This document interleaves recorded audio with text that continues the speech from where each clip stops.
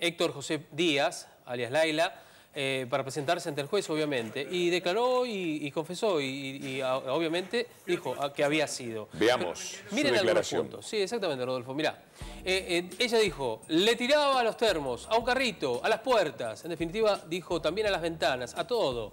Llevé 50 balas, más las del tambor. Se fue decidida a matar. Exactamente. No quise matar a la chica. Igual, ¿vale más la vida de ella que la de mi mamá? Se preguntó en un momento de la declaración, porque ella iba a reclamar justamente por su madre que estaba enferma. Quería dañar a los médicos. Esto lo dijo y dio los nombres de ellos. Cuando empezó la historia, no pude pararla. Es decir, cuando llegó allí, porque buscaba al médico y no lo encontraba. Ya había disparado en otras oportunidades, había tenido hechos de tentativa de robo contra ella y había disparado y por eso le quitaron la tenencia, de alguna manera, a usuario de legítimo usuario, el carné. El médico tendría que estar en otra celda, dijo durante su declaración también.